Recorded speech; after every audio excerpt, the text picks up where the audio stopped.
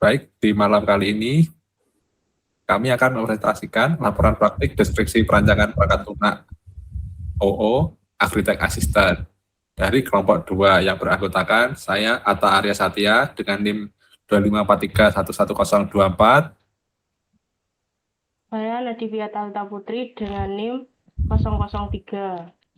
Saya Leo Ramata Adrio dengan NIM 012. Baik, langsung saja kita akan mempresentasikan di pendahulunya dulu. Tujuan penulisan dokumen kali ini yaitu dokumen spesifikasi kebutuhan perangkat lunak SKPL ini dibuat dengan tujuan untuk mendefinisikan secara lengkap dan jelas seluruh kebutuhan sistem Agritech Assistant. Dokumen ini akan digunakan oleh programmer aplikasi Agritech Assistant. Lingkup masalahnya yaitu Agritech Assistant adalah perangkat lunak berbasis platform digital yang berfungsi sebagai sistem konsultasi pertanian cerdas untuk membantu petani mengidentifikasi keluhan tanaman. Sistem ini mengintegrasikan layanan AI untuk menganalisis keluhan petani dan memberi solusi bagi petani. Definisi yang akan muncul atau singkatan yang akan muncul di dokumen ini yaitu SKPL, yaitu dokumen yang berisi penjabaran secara rinci mengenai seluruh kebutuhan fungsional dan non-fungsional dari perangkat lunak yang akan dikembangkan. Yang kedua, Agritech Assistant, yaitu adalah nama perangkat lunak ini. AI, yaitu kecerdasan buatan. API, yaitu antarmuka pemrograman aplikasi yang memungkinkan sistem Agritech Assistant untuk terhubung dan berkomunikasi dengan layanan AI eksternal.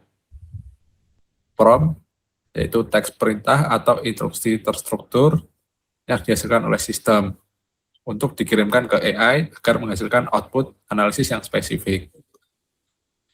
Petani, yaitu aktor atau pengguna yang akan menggunakan aplikasi itu. Admin, yaitu aktor yang bertugas sebagai administrator dengan akses penuh. DBMS, yaitu sistem manajemen perangkat lunak yang digunakan untuk menyimpan, mengelola, dan mengambil data aplikasi seperti data pengguna, keluhan, dan aktivitas. Enkripsi seperti MD5 atau SHA, yaitu metode kriptografi yang digunakan oleh sistem untuk mengamankan hashing atau kata sandi pengguna sehingga data tidak dapat dibaca dalam bentuk teks terang atau plain text. Use case adalah rangkaian atau skenario interaksi antara sistem dan aktor yang menggambarkan fungsi-fungsi apa saja yang dapat dilakukan oleh sistem tersebut. Deskripsi perancangan globalnya. Yang pertama, rancangan lingkungan implementasi. Development dan deployment-nya akan di Windows 10 atau Windows 11. Semua versi akan digunakan sebagai satu-satunya sistem operasi dasar. Seluruh perkakas pengembangan server lokal dan basis data akan dikonfigurasikan dan dijalankan langsung di atas platform Windows tanpa memerlukan virtualisasi Linux seperti WSL. MySQL digunakan sebagai sistem manajemen basis data relasional tunggal. Seluruh skema basis data Halo Tani DB seperti tabel Halo Tani DB, Halo Tani DB keluhan, dan lain-lain akan dihosting dan dikelola menggunakan MySQL Server yang diinstal secara asli di Windows. Poin A, Integrated Development Environment, menggunakan Eclipse IDE atau VS Code yang dilengkapi dengan ekstensi pendukung Java Enterprise untuk Windows. Database tool-nya menggunakan dbeaver atau MySQL Workbench untuk mengelola database.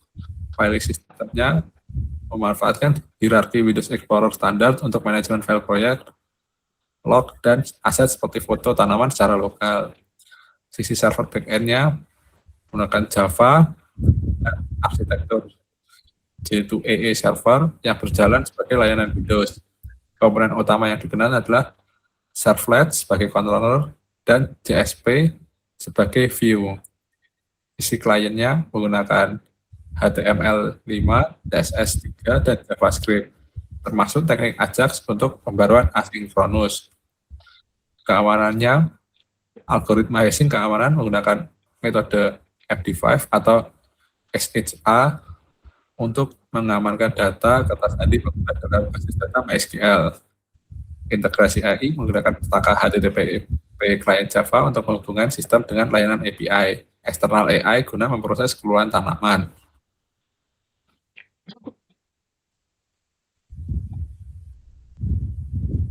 Di use case terdapat dua aktor, yaitu petani dan admin.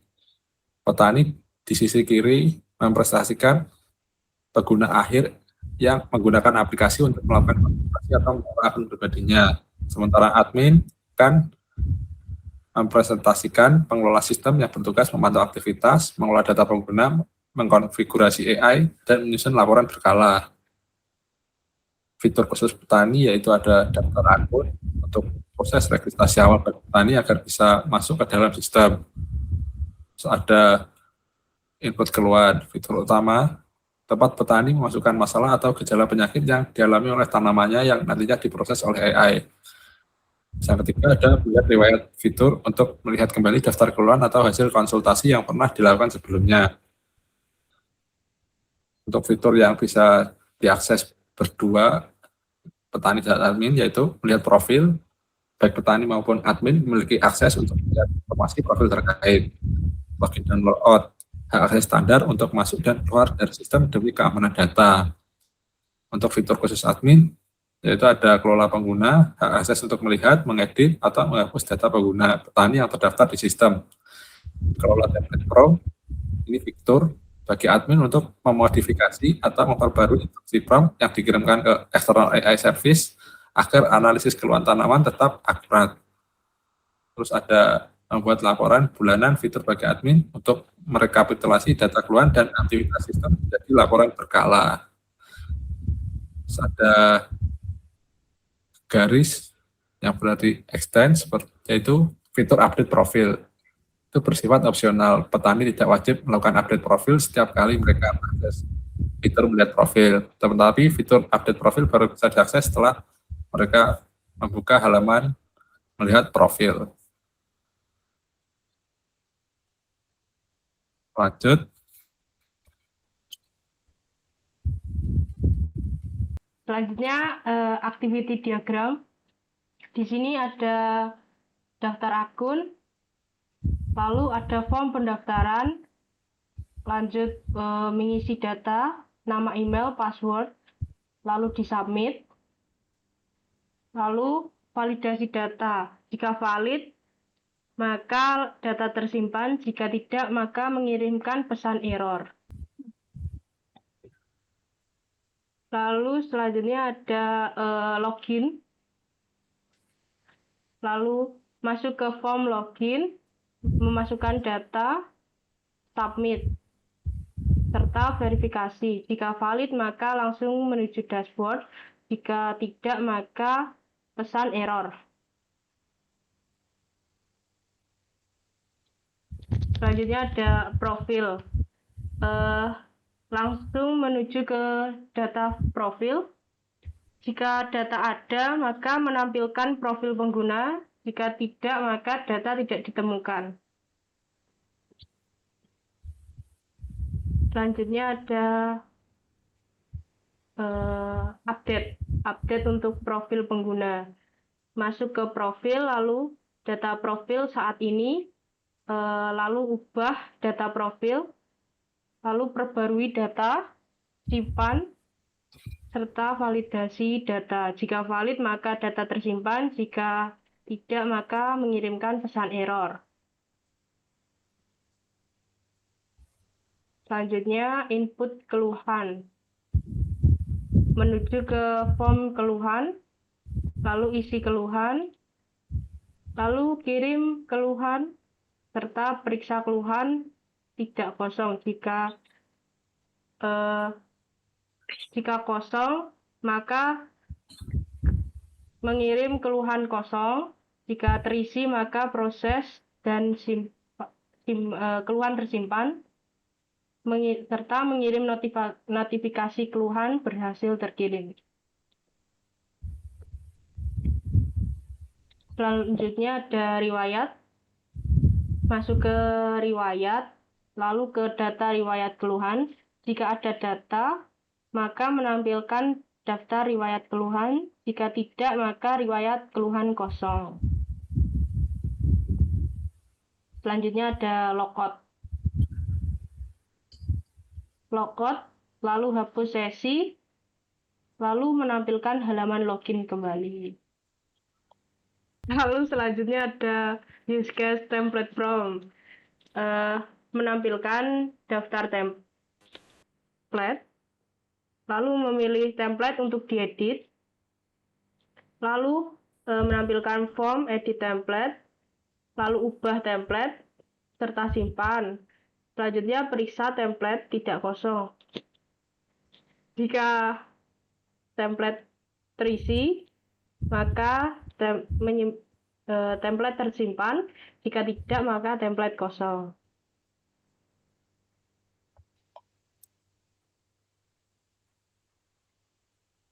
Selanjutnya ada laporan. Ada opsi pemilihan periode. Selanjutnya pilihan bulan dan tahun laporan, serta submit. Selanjutnya sistem memeriksa data. Jika data tersedia, maka proses dan tampilkan laporan bulanan. Jika tidak, data tidak tersedia.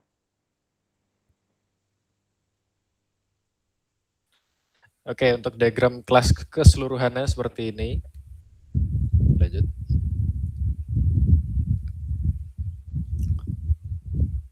Lalu ini untuk perancangan antarmukanya. Yang pertama ada ID object. ID objeknya itu ada txt email, text input, email. Tempat pengguna memasukkan email yang terdaftar. Lalu ada txt password, jenisnya text input, namanya password. Terangannya, tempat pengguna memasukkan kata sandi atau karakter disamarkan atau masking. Lalu ada button masuk, jenisnya button, namanya masuk. Keterangannya mengaktifkan autentikasi controller atau email password jika valid. Sistem membuat sesi dan mengarahkan ke dashboard. Jika tidak valid, menampilkan pesan error data tidak valid. Selanjutnya ada link daftar. Jenis link atau button. Nama daftar akun baru. Keterangan mengarahkan pengguna ke halaman form pendaftaran akun atau form pendaftaran. Selanjutnya ada link lupa password. Jenisnya link, namanya lupa password, tanda tanya. Keterangan mengarahkan pengguna ke alur pemilihan kata sandi. Oke, sekarang ini adalah UI dari profil pengguna ya. Ada ucapan selamat pagi tergantung dari jam, lalu ada nama dari penggunanya, lalu ada role-nya, ada petani, lalu ada Madiun juga lokasinya dan provinsinya Jawa Timur.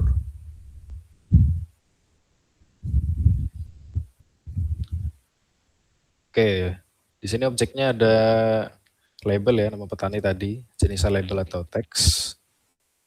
Lalu ada card total keluhan, jenisnya card atau badge. Lalu ada card selesai, jenisnya card atau badge juga. Ada card proses, card atau badge juga. Lalu terakhir ada button kirim keluhan, jenisnya button. Lanjut ke UI terakhir ya.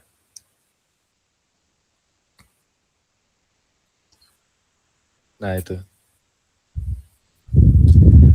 Oke, ini adalah form kirim keluhannya. ID objeknya ada button kembali. Jenisnya button atau icon. Keterangannya membatalkan pengisian form dan kembali ke halaman dashboard petani. Lalu ada DD jenis tanaman, jenisnya drop down. Keterangannya menyediakan pilihan tipe tanaman, padi, jagung, cabai, tomat. Lalu ada txt deskripsi, jenisnya text area.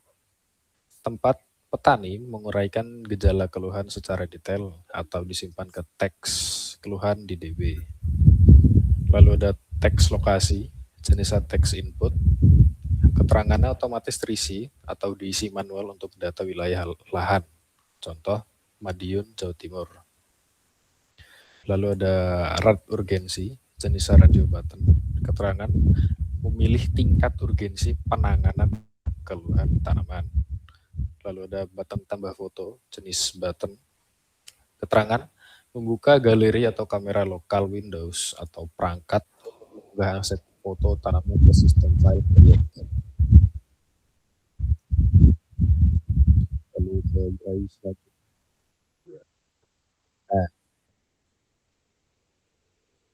Nah, di sini ada riwayat dan analisis. ID objeknya ada button back, jenisnya button atau icon. Keterangannya membatalkan tampilan riwayat dan mengembalikan petani ke halaman dashboard utama. Lalu ada tab semua, jenisnya tab atau button.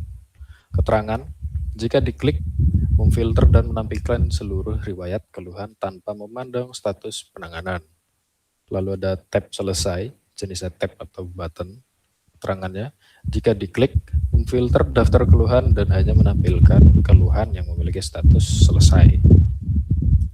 Lalu ada card detail AI, jenisnya container atau card.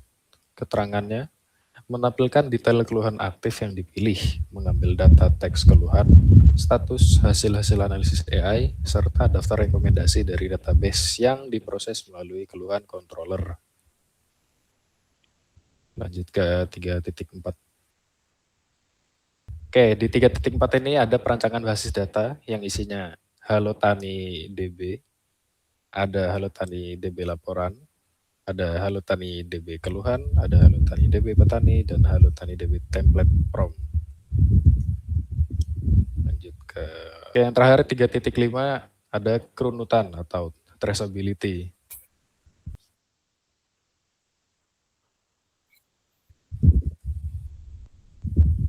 Sekian presentasi dari kelompok kami, yaitu kelompok 2. Kurang lebihnya mohon maaf. Wassalamualaikum warahmatullahi wabarakatuh.